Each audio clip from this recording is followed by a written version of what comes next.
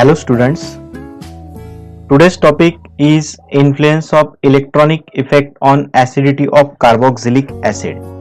In previous lecture, we studied the acidity of carboxylic acid due to the hydroxyl group and carboxylate ion group present in the chemical or in the formula.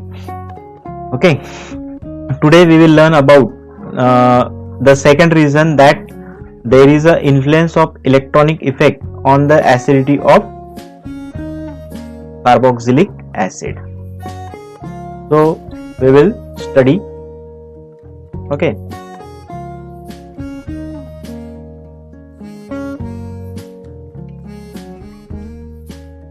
So influence of electronic effect.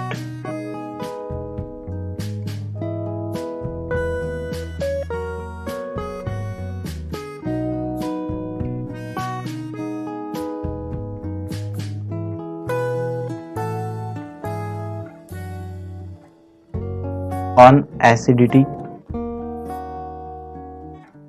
of carboxylic acid. So all carboxylic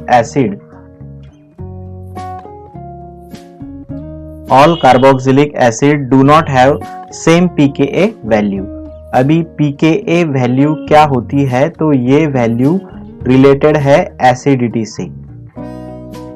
pKa value relate करती है acidity से. Okay, तो सभी carboxylic acid की जो pKa value है वो same नहीं होती. ओके, सभी कार्बोक्सिलिक एसिड की जो pKa वैल्यू होती है वो सेम नहीं होती. Okay, so the structure of R in RCOOH has influence on acid strength of carboxylic acid. तो ये जो अल्किल ग्रुप है कार्बोक्सिलिक एसिड में, तो ये अल्किल ग्रुप इन्फ्लुएंस करता है और एसिडिटी डिपेंड होती है अल्किल ग्रुप पे. ओके, एसिड स्ट्रेंथ जो है, मतलब एसिड स्ट्रॉन्ग है या वीक है, ये डिपेंड होता है ये अल्किल ग्रुप पे. Okay, acid strength depends on alkyl group.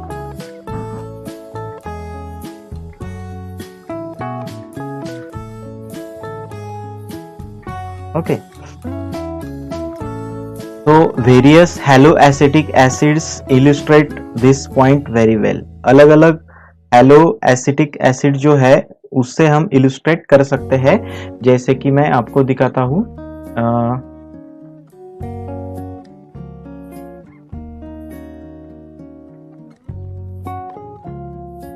तो यहाँ पे अलग अलग जो एसिड है हेलोएसिटेट एसिड, उससे हम बोल सकते हैं कि उसकी एसिडिटी, ये देखो आप यहाँ पे F fluorine CH2 and COOH.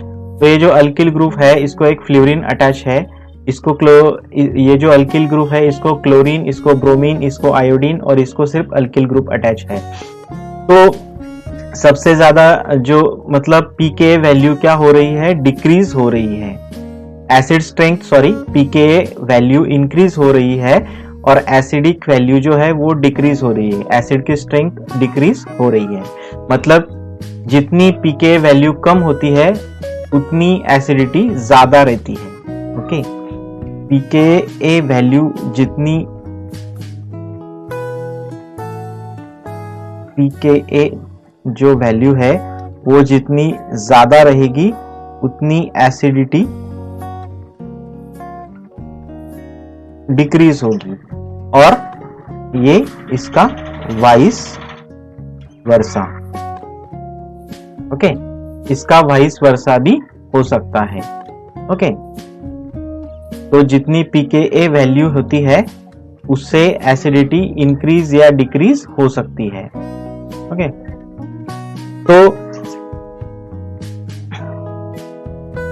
मतलब वहां पे pKa वैल्यू जो थी वो डिक्रीज हो रही थी. Okay, pKa value pKa value increase हो रही थी, डिक्रीज नहीं हो रही थी, पीकेए वैल्यू इंक्रीज हो रही थी, तो एसिड की जो स्ट्रेंथ है वो क्या हो रही थी, डिक्रीज हो रही थी। ओके, इनवर्स रिलेशन है, पीकेए वैल्यू जितनी इंक्रीज होगी उतनी उसकी एसिड की स्ट्रेंथ जो है वो डिक्रीज होगी। मतलब lower pKa value higher pKa value अगर होती है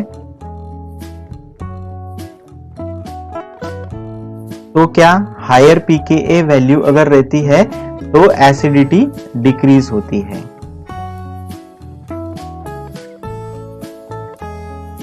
और इसका उल्टा भी हम बोल सकते हैं।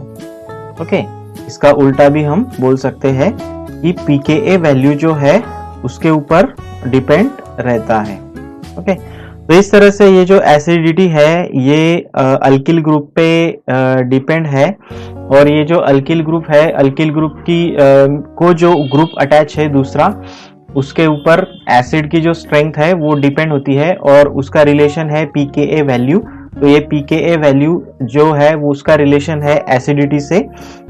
एसिडिटी जो है कार्बोक्सिलिक एसिड की और पीकेए वैल्यू जो है उसके ऊपर वो डिपेंड रहता है और अल्किल ग्रुप जो है उसके ऊपर डिपेंड रहता है। तो पीकेए वैल्यू अल्किल ग्रुप पे डिपेंड है कार्बोक्सिलिक एसिड का पीकेए वैल्यू। ओके, जितना हायर पीकेए वैल्यू होगा उतना एसिडिटी डिक्रीज होगी, या जितना लोअर पीकेए वैल्यू होगा उतनी उसकी एसिड की जो स्ट्रेंथ है वो ज्यादा होगी। तो हैलोजेंस आर इलेक्ट्रोनेगेटिव एटम्स। तो हमको क्या पता है, हमको ये पता है कि हैलोजेंस आर इलेक्ट्रोनेगेटिव।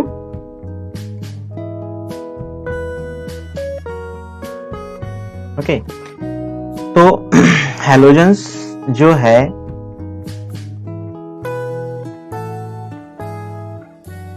वो होते हैं electronegative. Okay, and exerts electron withdrawing inductive effect. ये जो हैलोजन है इलेक्ट्रॉन विड्रॉइंग इफेक्ट दिखाते हैं, इलेक्ट्रॉन विड्रॉइंग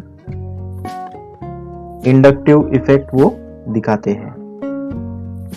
ओके, तो ये जो आई इफेक्ट है ये वो दिखाते हैं माइनस आई इफेक्ट। तो the negatively charge carboxylate ion in conjugate base of haloacetic acid get stabilise by minus I effect of halogen. तो समझो कि ये क्लोरीन, इसको CH2 ग्रुप और इसको कार्बोक्सिल ग्रुप अटैच है। तो निगेटिवली चार्ज कार्बोक्सिलेट आयन, तो ये जो कार्बोक्सिलेट आयन है ये निगेटिवली चार्ज होता है। Okay, carboxylate ion negatively charge होता है with the conjugate base of haloacetic acid. तो ये जो हेलोएसिटिक एसिड है इससे वो अटैच रहता है। Conjugate base of haloacetic acid get stabilise by minus I effect of halogen. तो ये जो हैलोजन है ये दिखाता है, ये इलेक्ट्रोनेगेटिव होते हैं। पहली बात तो ये इलेक्ट्रोनेगेटिव होते हैं और ये इलेक्ट्रॉन विड्रॉइंग इफेक्ट दिखाते हैं, मतलब माइनस आई इफेक्ट वो दिखाते हैं। तो ये जो इफेक्ट है इलेक्ट्रोनेगेटिव या माइनस आई इफेक्ट, इस वजह से ये जो निगेटिवली चार्ज कार्बोक्सिलेट आयन है जो कॉन्जुगेट बेस है हेलोएसिटिक एसिड से, तो वो स्टेबलाइज, मतलब इसका स्टेबलाइजेशन ये इलेक्ट्रोनेगेटिव जो इफेक्ट है उसका, इलेक्ट्रोनेगेटिविटी जो है उसकी, और माइनस आई इफेक्ट है या इंडक्टिव इफेक्ट है, उससे ये जो कार्बोक्सिलेट आयन है उसमें स्टेबिलिटी आती है। कार्बोक्सिलेट आयन में क्या आती है, उससे स्टेबिलिटी आती है। ओके,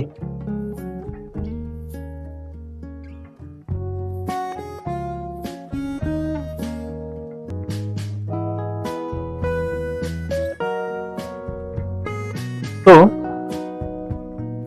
समझा आपको कि मैंने आपको बताया कि ये एक एग्जाम्पल है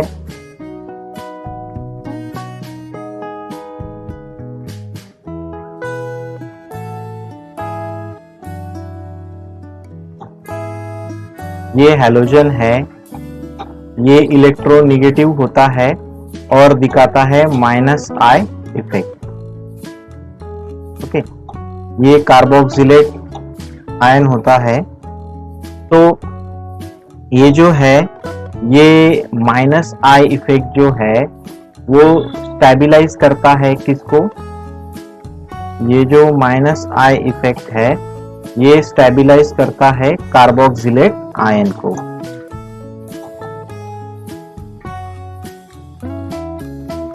okay, -I effect of carbon halogen is stabilized by the -I effect of halogen. Sorry, -I effect of halogen is responsible or stabilizes the carboxylate ion, negatively charged carboxylate ion, so which is responsible to diffuse the native charge.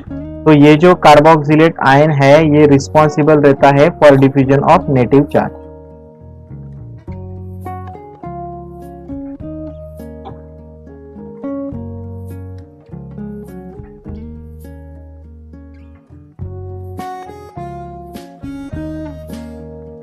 Native charge diffuse करने के लिए ये carboxylate ion responsible रहता है। अगर ये unstable रहा तो, और स्टेबल इसको कौन करेगा? ये -I इफेक्ट जो है क्लोरीन का या हैलोजन जो ज्यादा इलेक्ट्रोनेगेटिव होता है और उस वजह से वो -I इफेक्ट दिखाता है, या इसको इंडक्टिव इफेक्ट भी बोलते हैं। और उस इंडक्टिव इफेक्ट का अल्टीमेट जो इफेक्ट है वो होता है कि कार्बोक्सिलेट आयन जो है अनस्टेबल से स्टेबल हो जाता है। वो अगर अनस्टेबल रहा तो वो क्या करेगा? It is responsible for diffusion of negative charge. तो नेटिव चार्ज जो है उस पे इफेक्ट करेगा, और नेटिव चार्ज पे अगर इफेक्ट किया उसने तो एसिडिटी में भी फर्क पड़ेगा, क्योंकि चार्ज के ऊपर एसिडिटी डिपेंड रहती है।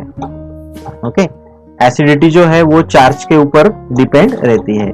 तो मैंने पहले आपको बोला कि जो कार्बोक्सिलिक एसिड है, सभी कार्बोक्सिलिक एसिड की pKa वैल्यू सेम नहीं होती।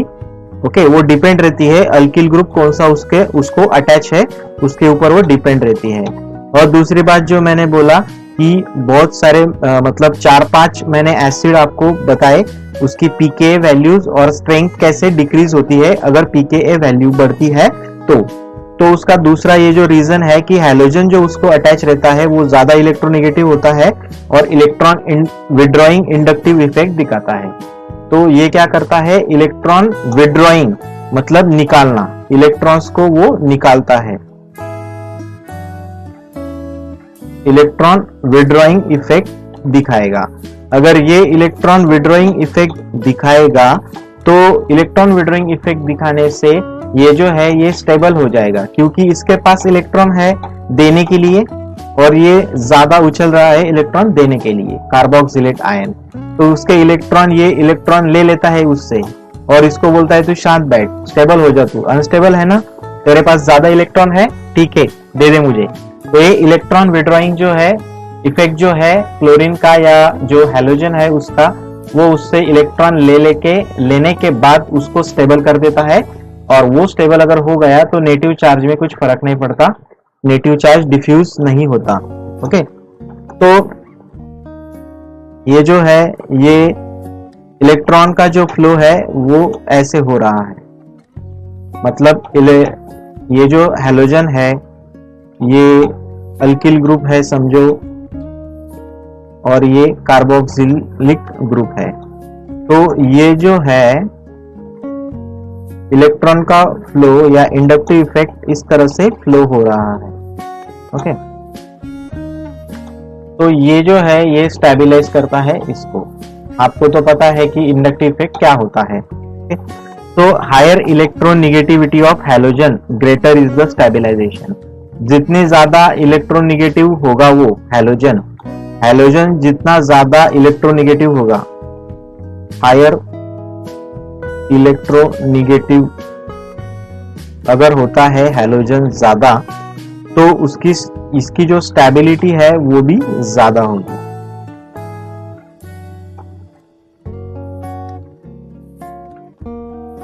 कार्बोक्सिलेट आयन की जो स्टेबिलिटी होगी, जो conjugate base stabilisation of conjugate base. Okay, तो stronger is the acid and smaller is the pKa value. इसका अल्टीमेट इफेक्ट क्या होगा? स्ट्रॉन्गर एसिड होगा क्योंकि उसकी pKa वैल्यू स्मॉलर होगी। मैंने बताया कि अगर pKa वैल्यू कम रहती है तो एसिड स्ट्रॉन्ग रहता है, अगर pKa वैल्यू ज्यादा रहती है तो स्ट्रॉन्ग एसिड वीक रहेगा। ओके, तो समझा आपको कि अल्टीमेट इफेक्ट क्या होता है, मतलब ये इलेक्ट्रॉनिक इफेक्ट है। इसका नाम क्यों दिया है ऐसे?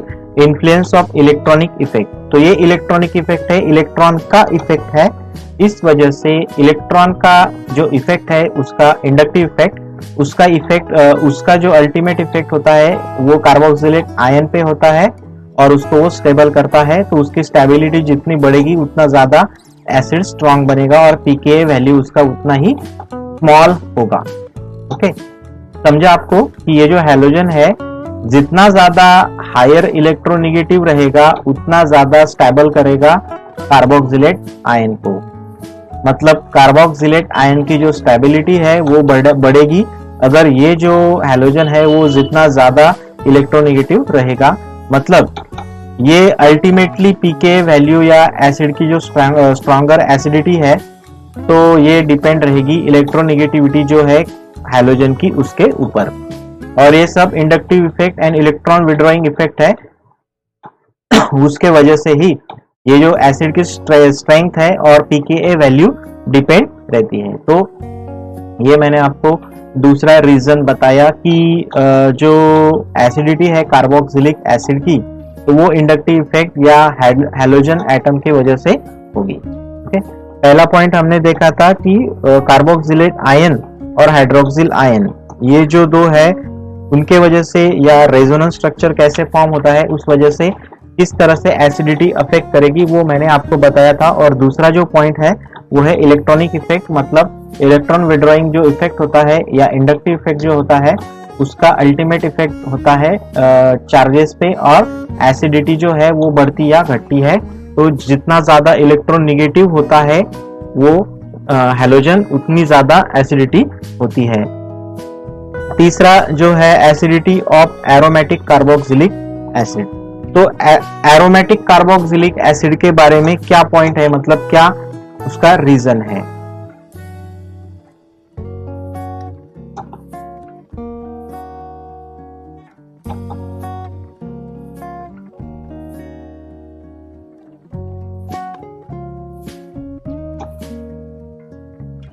Acidity of aromatic carboxylic acid. Okay, तो बेंजो अभी एरोमेटिक मतलब रिंग स्ट्रक्चर जो होता है या जिसको स्पेशल एरोमा होता है, इस तरह के जो कार्बोक्सिलिक एसिड होते हैं उसको एरोमेटिक कार्बोक्सिलिक एसिड बोला जाता है। तो बेंजोइक एसिड जो है वो सिंपलेस्ट एरोमेटिक एसिड है। और pKa जो वैल्यू है, from the pKa value of benzoic acid what we understood that it is a stronger than acetic acid. acetic acid से वो stronger है। acetic acid, benzoic acid and acetic acid। तो benzoic acid जो है उसको carboxyl group attach होता है, ये है कार्बोक्सिल ग्रुप।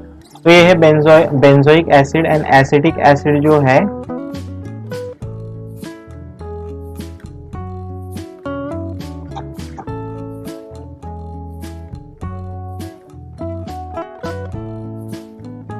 ओके, ये है एसिटिक एसिड। तो ये इसकी जो एसिड स्ट्रेंथ है वो ज्यादा होगी। बेंजोइक एसिड की एसिड स्ट्रेंथ जो है, एसिडिटी जो है वो ज्यादा होगी, okay, as compared to acetic acid.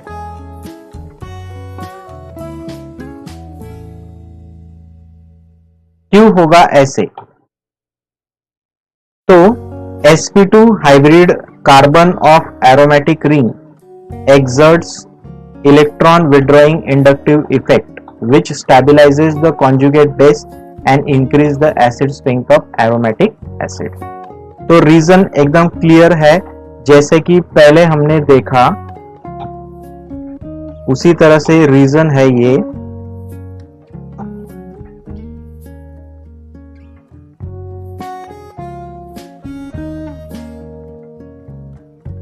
तो ये बेंजोइक एसिड जो है उसमें sp2 hybrid carbon of aromatic ring. तो ये जो कार्बन है इसमें, ये वाला कार्बन जो है ये क्या है, sp2 हाइब्रिडाइज्ड।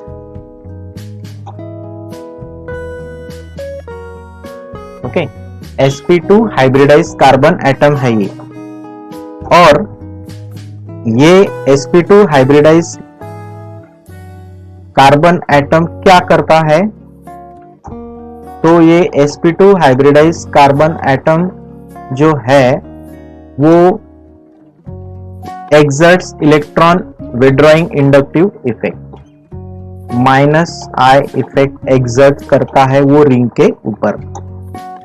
ओके, ये जो रिंग है पूरी उसके ऊपर वो -I इफेक्ट मतलब electron withdrawing inductive effect, withdraw मतलब माइनस, इलेक्ट्रॉन विड्रॉइंग इफेक्ट जो है वो माइनस, तो -I इफेक्ट वो करता है। और अगर वो -I इफेक्ट करेगा तो क्या होगा, -I इफेक्ट अगर वो एक्सर्ट करता है तो कॉन्जुगेट बेस स्टेबलाइज होगा, stabilize the conjugate base.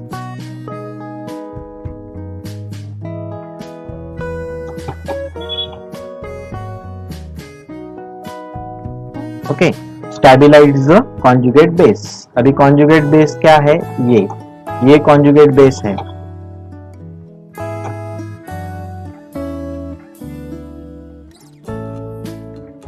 Okay, तो ये स्टेबलाइज होगा अगर ये जो sp2 हाइब्रिडाइज कार्बन एटम जो है रिंग में, एरोमेटिक रिंग में, वो -I इफेक्ट दिखाता है, मतलब इंडक्टिव इफेक्ट एक्सर्ट करेगा वो इलेक्ट्रॉन विड्रॉइंग इफेक्ट, और उसका अल्टीमेट रिजल्ट क्या होगा, तो वो जो बेस है उसको स्टेबलाइज करेगा, कॉन्जुगेट बेस को स्टेबलाइज करेगा।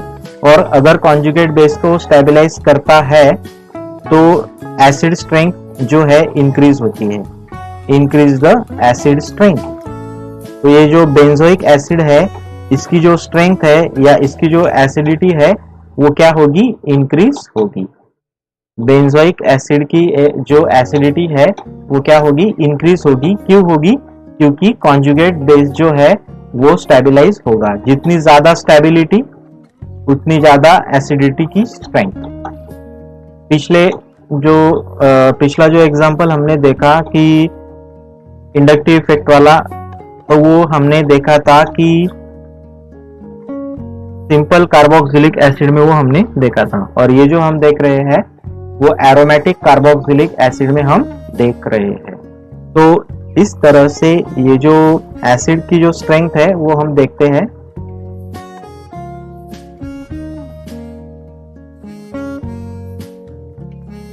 देखो यहाँ पे ये है monochloro acetic acid, dichloro acetic acid और ट्राइक्लोरो एसिटिक एसिड। तो ये जो स्ट्रक्चर है उसमें pKa वैल्यू डिक्रीज हो रही है, तो एसिड की स्ट्रेंथ क्या होगी, इंक्रीज होगी। ओके, है ना, मतलब यहाँ पे मोनो, डाई एंड ट्राई, जितने ज्यादा क्लोरीन ग्रुप बढ़ रहे हैं उतनी ज्यादा एसिड की स्ट्रेंथ बढ़ रही है, मतलब इलेक्ट्रोनेगेटिविटी ज्यादा बढ़ेगी। समझा आपको? एक यहाँ पे क्या हो रहा है एग्जैक्टली कि यहाँ पे ये जो क्लोरीन है वो नंबर में बढ़ रहे हैं ज्यादा, और एक जो क्लोरीन है उसकी इलेक्ट्रोनेगेटिविटी, 2 क्लोरीन की इलेक्ट्रोनेगेटिविटी ज्यादा होगी, 3 क्लोरीन की इससे भी ज्यादा होगी। मतलब जितना ज्यादा इलेक्ट्रोनेगेटिविटी बढ़ेगी उतनी ज्यादा एसिड की जो स्ट्रेंथ है वो इंक्रीज होगी। ओके, यहाँ पे क्या हो रही है, एसिड की स्ट्रेंथ इंक्रीज हो रही है, पर pKa वैल्यू जो है वो कम हो रही है। ओके, pKa वैल्यू इनकी क्या हो रही है, कम हो रही है। देख सकते हो आप pKa वैल्यू यहाँ पे कम हो रही है, एसिड की स्ट्रेंथ बढ़ रही है। ओके, तो इस तरह से ये है। तो नेक्स्ट पॉइंट जो है वो है इलेक्ट्रॉन विड्रॉइंग ग्रुप्स। ओके, तो कौन कौन से होते हैं इलेक्ट्रॉन विड्रॉइंग ग्रुप्स? तो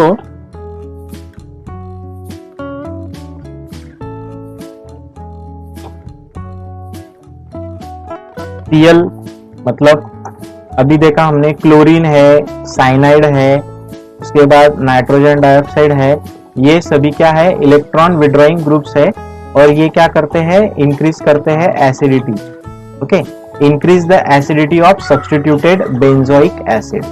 बेंजोइक एसिड में अगर बेंजोइक एसिड में जो सब्स्टिट्यूट है ये वाला, उसकी एसिडिटी को क्या करते हैं, ये इंक्रीज करते हैं। ओके, तो वाइल इलेक्ट्रॉन डोनेटिंग ग्रुप, अभी दो तरह के ग्रुप होते हैं, दोनों का मैं आपको थोड़ा सा अलग तरीके से बताता हूं। इलेक्ट्रॉन विड्रॉइंग ग्रुप्स, ओके, और दूसरा जो है वो है electron donating groups, electron withdrawing groups and electron donating groups. तो इलेक्ट्रॉन विड्रॉइंग ग्रुप्स कौन कौन से हैं, क्लोरीन, देन साइनाइड एंड और भी होते हैं नाइट्रोजन डाइऑक्साइड। ओके, और इलेक्ट्रॉन डोनेटिंग ग्रुप कौन से होते हैं, CH3 एक एग्जांपल है, बहुत सारे हैं, और हाइड्रोक्सिल OCH3 एंड NH2। तो ये इलेक्ट्रॉन डोनेटिंग ग्रुप है, मतलब ये इलेक्ट्रॉन डोनेट करते हैं रिंग में और ये रिंग से इलेक्ट्रॉन निकाल लेते हैं, खींच लेते हैं, विड्रॉ कर लेते हैं। ओके, तो अल्टीमेट जो इफेक्ट होता है इलेक्ट्रॉन विड्रॉइंग ग्रुप्स का, तो वो क्या करते हैं, एसिडिटी को इंक्रीज करते हैं, increase the acidity. Okay, it increase the acidity of substituted benzoic acid, increase the acidity of substituted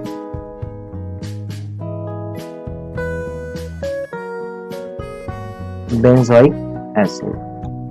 okay, और ये क्या करते हैं, ये डिक्रीज करते हैं acidity, decrease the acidity, same decrease the acidity of substituted benzoic acid. तो इस तरह से ये जो है, ये हम डिफरेंस देख सकते हैं electron withdrawing group and electron donating group में। ओके, तो यहाँ पे देखो कि ये जो pKa वैल्यू है ये बढ़ रही है, यहाँ पे जितनी ज्यादा pKa वैल्यू बढ़ेगी उतनी एसिडिटी कम होगी। ओके, pKa वैल्यू जितनी ज्यादा बढ़ेगी उतनी एसिडिटी कम होगी, मतलब इसकी एसिडिटी सबसे ज्यादा होगी, इसकी थोड़ी कम होगी और इसकी सबसे कम होगी।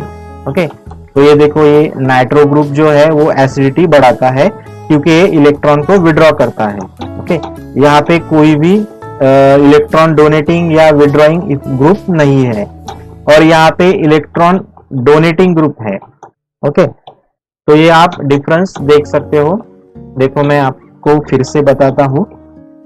तो यहाँ पे जो ग्रुप है वो इलेक्ट्रॉन विड्रॉइंग ग्रुप है, यहाँ पे कोई ग्रुप नहीं, और यहाँ पे इलेक्ट्रॉन को डोनेट करने वाला ग्रुप है।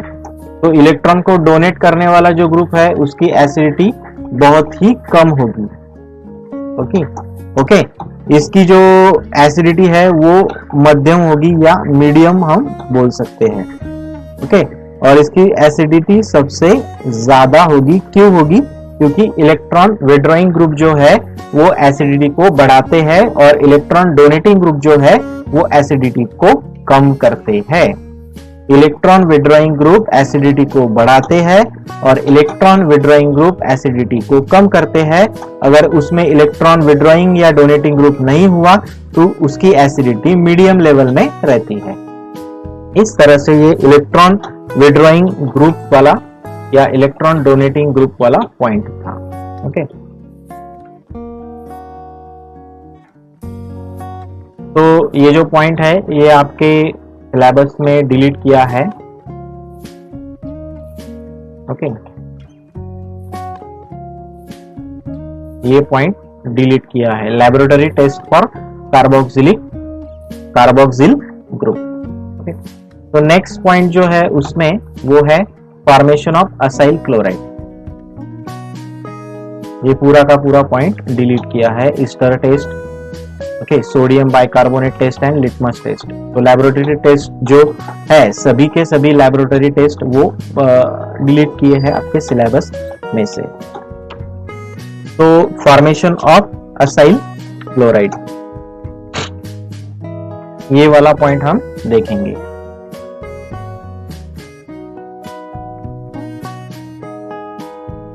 फॉर्मेशन ऑफ असाइल क्लोराइड,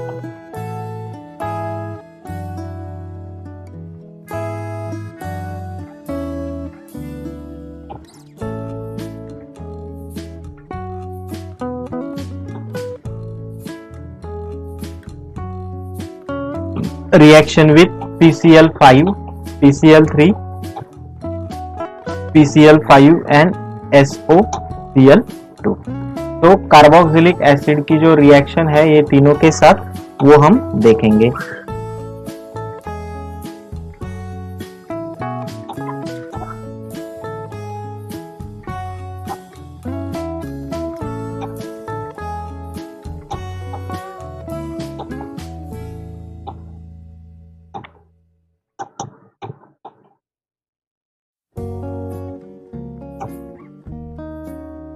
तो ये जो है SOCl2 ये थायोनिल क्लोराइड है। ओके, इसका नाम है थायोनिल क्लोराइड। हीट देना पड़ेगा, ओके, यहाँ पे भी हीट देना पड़ेगा और यहाँ पे भी वार्म करना पड़ेगा या हीट देना पड़ेगा। तो ये फास्फोरस ट्राइक्लोराइड है, ये फास्फोरस पेंटाक्लोराइड है। फास्फोरस ट्राइक्लोराइड में रिएक्शन बैलेंस करने के लिए 3 लेने पड़ते हैं कार्बोक्सिलिक एसिड के मॉलिक्यूल। ओके, तो जो रिएक्शन है वो एकदम सिंपल रिएक्शन है। इस रिएक्शन में सल्फर डाइऑक्साइड गैस तैयार होता है और ये जो है ये असाइल क्लोराइड है। ये ग्रुप जो है वो असाइल ग्रुप है और ये क्लोरीन, तो असाइल क्लोराइड तैयार होता है यहाँ पे। ओके, यहाँ पे 3 मॉलिक्यूल बनेंगे असाइल क्लोराइड के और ये बाय प्रोडक्ट बनेगा। ओके, फास्फोरिक एसिड, यहाँ पे एक मॉलिक्यूल बनेगा असाइल क्लोराइड का, POCl3 बनेगा एंड HCl बनेगा। अभी ये कैसे हुआ कॉम्बिनेशन वो मैं आपको बताता हूँ। तो यहाँ पे क्या है कि carboxylic acid on heating with PCl3, PCl5 and thionyl chloride, तो असाइल क्लोराइड मिलता है यहाँ पे। और ये तीनों रिएक्शन में ज्यादा प्रीफरेंस जो है वो इसको दिया जाता है, SOCl2 को ज्यादा प्रीफर्ड किया जाता है, मोस्टली प्रीफर्ड। ये रिएक्शन करने के लिए ज्यादा प्रीफर्ड किया जाता है। क्यों किया जाता है? थायोनिल क्लोराइड को ज्यादा प्रीफर क्यों किया जाता है? तो उसका रीजन मैं बताता हूं आपको कि थायोनिल क्लोराइड को क्यों प्रीफर किया जाता है ज्यादा। तो by products form are in gaseous state. तो ये जो बाय प्रोडक्ट तैयार हुआ है ये गैसियस स्टेट में है। जो एरो है वो ऊपर दिखाया है, मतलब वो रिलीज हो रहा है। जो बाय प्रोडक्ट है वो गैसियस फॉर्म में है। तो गैसियस फॉर्म में होने के वजह से वो इजीली सेपरेट हो जाता है, इजीली सेपरेट हो जाता है, इजीली एस्केप हो जाता है रिएक्शन में से, और एक्स्ट्रा प्रोसेस करने की कोई जरूरत नहीं पड़ती। जैसे कि यहाँ पे ये है, ये और ये है, तो इनको सेपरेट करना है तो उसको एक और स्टेप लगेगा। मतलब ये जो असाइल क्लोराइड है उससे हमको प्रोडक्ट में ये जो बाय प्रोडक्ट्स है वो सेपरेट करने पड़ेंगे, तो उसको एक और स्टेप लगेगा प्योर असाइल क्लोराइड मिलने में। पर यहाँ पे क्या हो रहा है, तो थायोनिल क्लोराइड जो है वो मोस्टली प्रीफर किया जाता है, क्योंकि रीजन ये है कि थायोनिल क्लोराइड अगर यूज किया जाए तो सल्फर डाइऑक्साइड गैस तैयार होता है और वो जो गैस है वो रिएक्शन में से या टेस्ट ट्यूब में से या जहां पे भी वो रिएक्शन किया जाता है बल्कि अमाउंट में, वहां से इजीली एस्केप हो सकता है, गैसियस फॉर्म है बाय प्रोडक्ट। ओके, तो इस वजह से यहाँ पे सेकंड स्टेप लेने की या जो प्रोडक्ट तैयार होने के बाद बाय प्रोडक्ट्स को सेपरेट करने की जो स्टेप है वो नहीं करनी पड़ेगी, क्योंकि ऑलरेडी ये बाय प्रोडक्ट जो है वो नेचुरली वो एस्केप हो जाएगा। ओके, तो ये जो रिएक्शन है इसमें जो OH ग्रुप है कार्बोक्सिल ग्रुप में वो रिप्लेस होता है क्लोरीन से। तो रिएक्शन में क्या होगा, ये जो OH ग्रुप है वो क्लोरीन से रिप्लेस होगा। ओके, ये जो OH ग्रुप है वो क्लोरीन से रिप्लेस होगा, OH ग्रुप सेम। तो यहाँ पे ये OH ग्रुप निकलेगा बाहर। ओके, सेम हर एक रिएक्शन में वही होगा, और यहां से एक क्लोरीन यहां पे जाएगा, बचा S, एक O और एक Cl, इतना बचा है। तो RCOCl ये तो हो गया असाइल क्लोराइड तैयार। ओके, यहाँ पे SO2 ये गैस बनेगा। ओके, और ये जो Cl है वो नेक्स्ट रिएक्शन में हम यूज कर सकते हैं। ओके, तो या HCl तैयार होगा। ओके, तो HCl सेपरेट करना इजी है रिएक्शन में as a by product. HCl भी गैस के फॉर्म में होता है, लिखना मैं भूल गया यहाँ पे, प्लस HCl, इसका भी एरो दिखाया है, मतलब ये भी गैस के फॉर्म में होता है।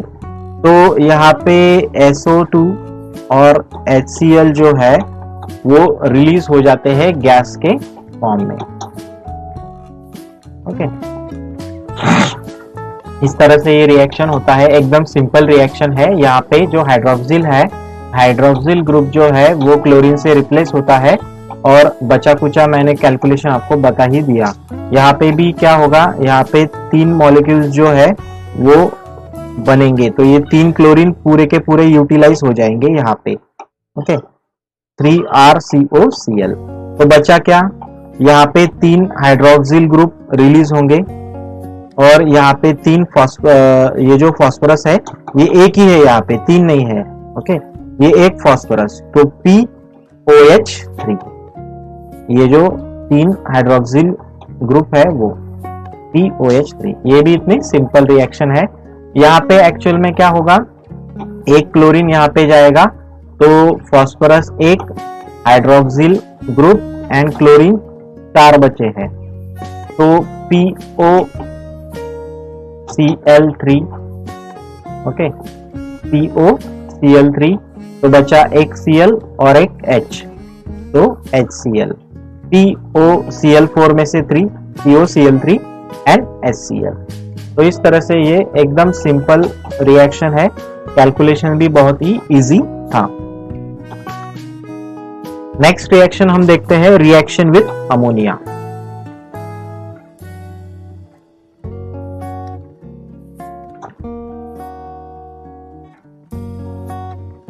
ओके, तो ये जो रिएक्शन विद अमोनिया है उसमें कार्बोक्सिलिक एसिड जो है वो अमोनिया से रिएक्ट होता है।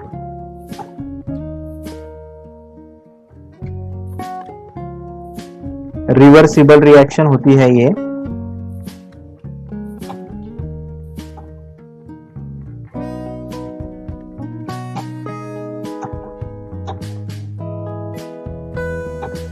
अमोनियम कार्बोक्सिलेट बनता है।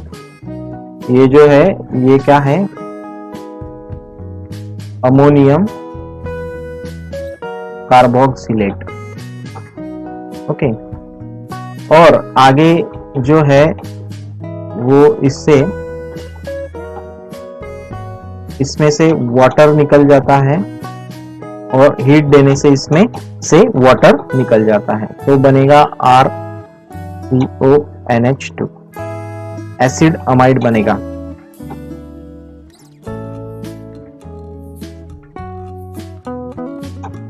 ओके, दूसरा जो है इसमें acid amide can also be prepared by reacting acyl chloride with ammonia. तो एक सेकेंड मेथड है, ये फर्स्ट मेथड है, इससे एसिड अमाइड बनाया जाएगा, एसिड अमाइड बना सकते हैं, कार्बोक्सिलिक एसिड की रिएक्शन करेंगे अमोनिया से।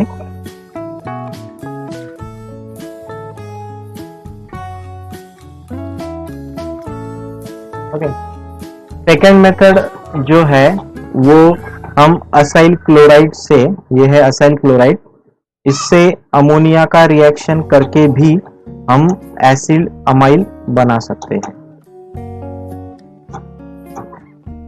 ओके, तो ये है असाइल क्लोराइड। तो देखते हैं हम वन बाय वन कि एक्चुअल में कैसे होता है। तो फॉर्मेशन ऑफ अमाइड, ये जो रिएक्शन है उसका नाम है रिएक्शन विथ अमोनिया।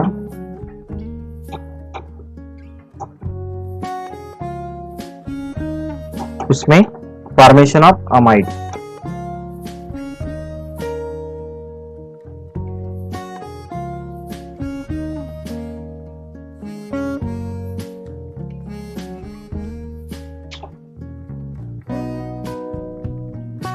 तो carboxylic acid reacts with ammonia to form ammonium carboxylate salt. This is the ammonium carboxylate salt. Okay, ये है salt,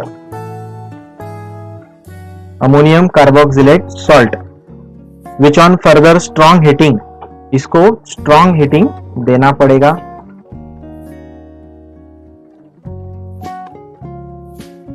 it removes the water, it decomposes to give the acid amide.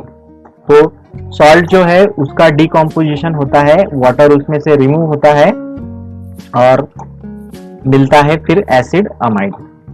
वैसे ही acid amide हम prepare कर सकते हैं acyl chloride को ammonia से react करके। तो ये रिएक्शन कैसे है वो मैं आपको समझाता हूं।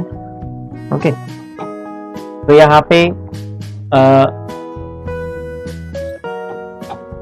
NH जो है NH3 अमोनिया वो ऐड हो जाता है यहाँ पे। तो क्या हुआ था यार, RCOO NH3 और एक HNH4। ओके, तो ये आयंस तैयार होते हैं। आयंस जहां पे होते हैं प्लस माइनस, वो होता है सॉल्ट। ये जो है इसका मीनिंग ये है सॉल्ट। जैसे सोडियम क्लोराइड Na+Cl-, तो ये सॉल्ट है, नमक है ना। उसी तरह से यहाँ पे भी ये सॉल्ट है, अमोनियम कार्बोक्सिलेट सॉल्ट है। तो ये डिकम्पोज होगा, इसमें से वाटर निकलेगा। तो यहाँ से एक हाइड्रोजन और यहाँ से एक ऑक्सीजन, और यहाँ से दो हाइड्रोजन। ओके, दो हाइड्रोजन निकलने के बाद यहाँ पे बचेगा सिर्फ H2 और यहाँ से एक ऑक्सीजन। ओके, RCON, दो हाइड्रोजन निकलने के बाद H2, RCONH2। इसको ऐसे भी लिखा जा सकता है।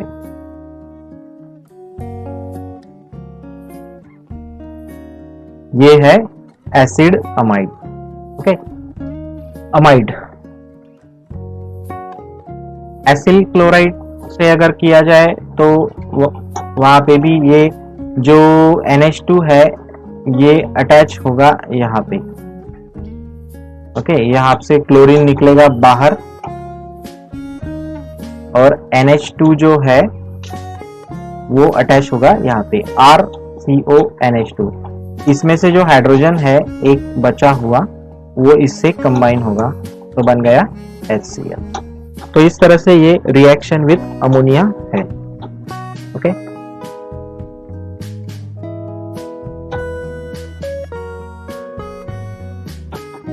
उसके बाद देखेंगे हम जो नेक्स्ट वाला जो रिएक्शन है वो है फॉर्मेशन ऑफ एसिड अनहाइड्राइड।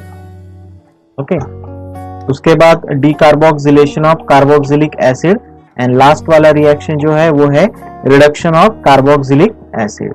तो फॉर्मेशन ऑफ एसिड अनहाइड्राइड हम देखेंगे।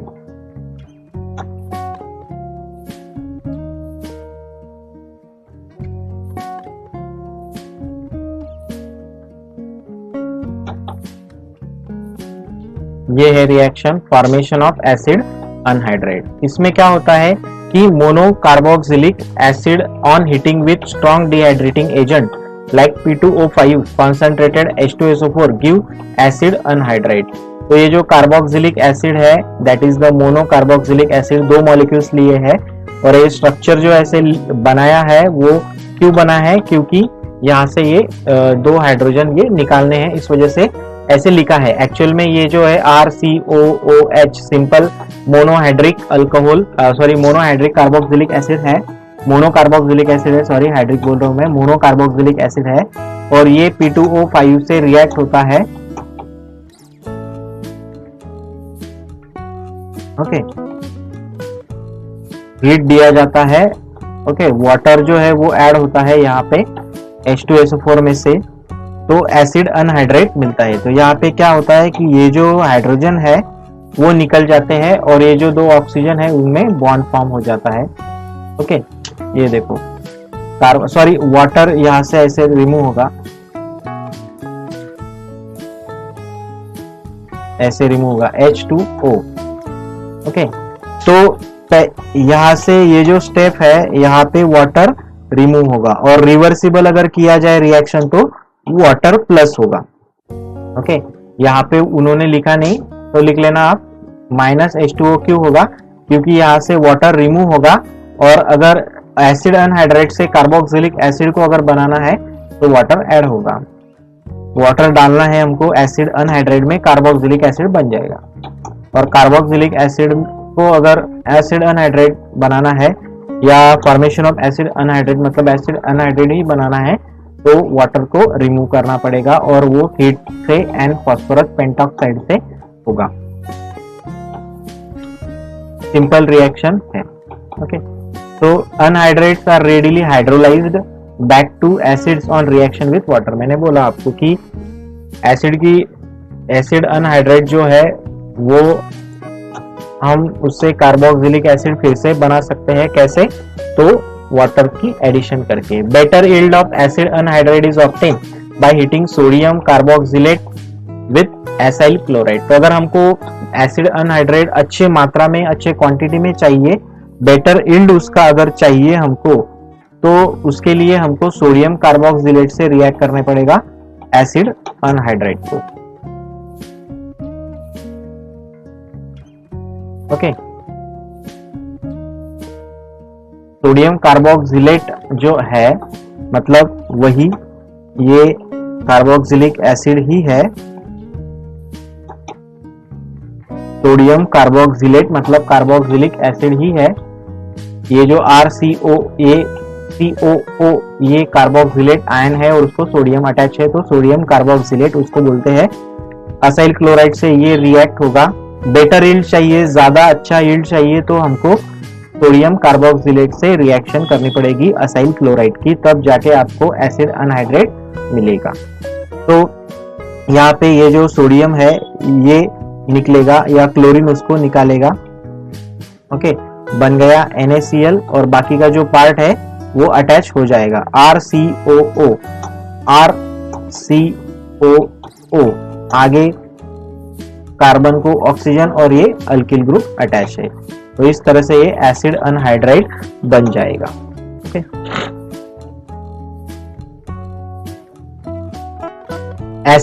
Acyl chloride and sodium salt of acid are prepared by reacting carboxylic acid separately with thionyl chloride and sodium hydroxide respectively.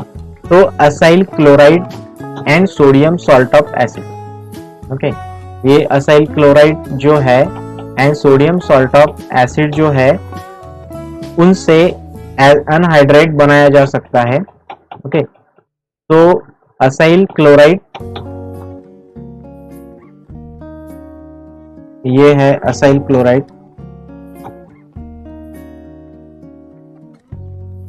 और ये जो है वो है sodium salt of carboxylic acid.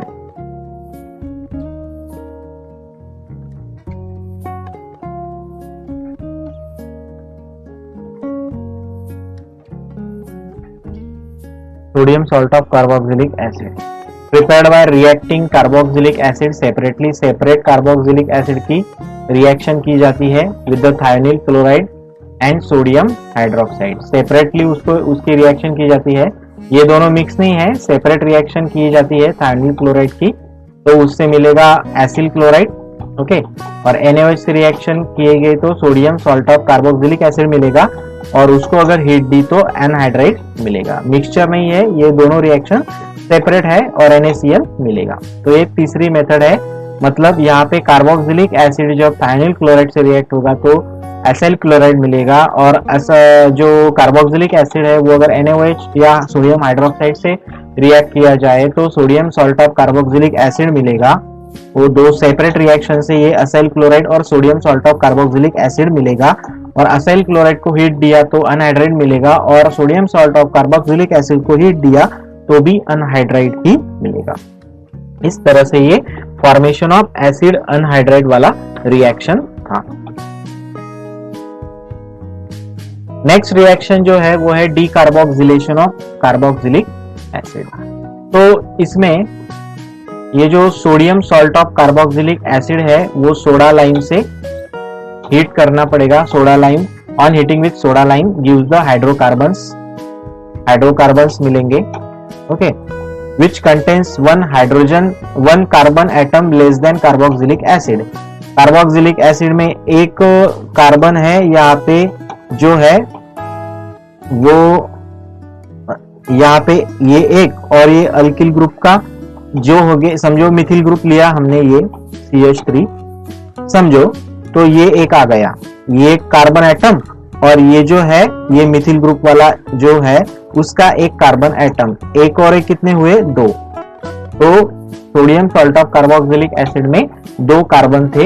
यहाँ पे ये जो अल्किल ग्रुप हमने लिया था वो मिथिल लिया था, तो मिथिल ग्रुप का एक ही कार्बन, तो यहाँ पे 2 कार्बन होते हैं और यहाँ पे 1 कार्बन, तो 1 से कम होता है। यहाँ पे जो दिया है, क्या दिया है कि 1 carbon atom less then the carboxylic acid. Carboxylic acid से 1 कार्बन एटम जो है वो कम होता है इसमें। ओके, तो सोडियम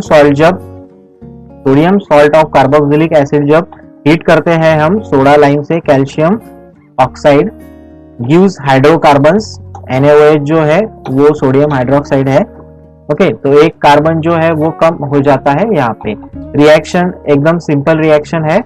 तो ये जो अल्किल ग्रुप है और ये जो हाइड्रोजन है ये कंबाइन हो जाते हैं एक दूसरे से, तो हाइड्रोकार्बन बनाते हैं ये CH3 प्लस H CH4, मतलब मीथेन। मीथेन एक हाइड्रोकार्बन है, वो सिर्फ कार्बन और हाइड्रोजन से बना है, इस वजह से उसको हाइड्रोकार्बन बोलते हैं। समझो आपने ये जो है अल्किल ग्रुप मिथिल लिया और ये एक हाइड्रोजन, तो क्या हुआ, CH3 प्लस H CH4। तो इसमें हाइड्रोजन और कार्बन के सिवा कुछ भी नहीं, इस वजह से इसको हाइड्रोकार्बन बोलते हैं। और बाकी का जो है ये 2 Na2 COO और O CO3, इस तरह से Na2CO3 ये क्या है, बाय प्रोडक्ट है।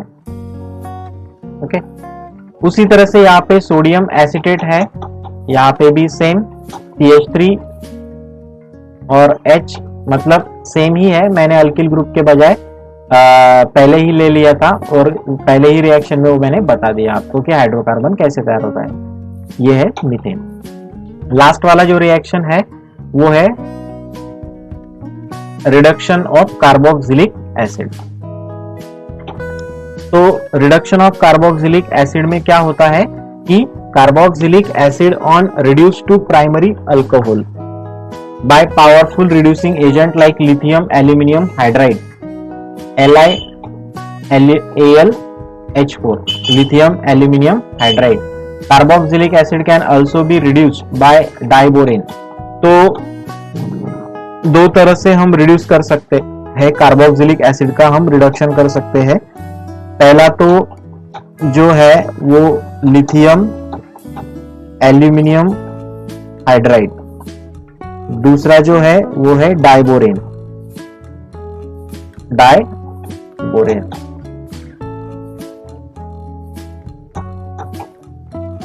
ओके, तो यहाँ पे कार्बोक रिडक्शन जो है मतलब हाइड्रोजन की एडिशन। तो carboxylic acids are reduce to primary alcohols.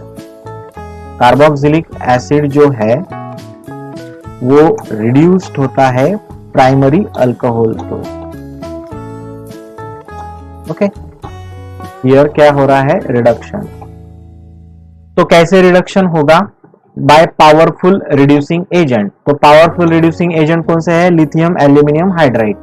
Okay, तो carboxylic acid can also be reduced by diborane. Diborane से भी होता है रिडक्शन।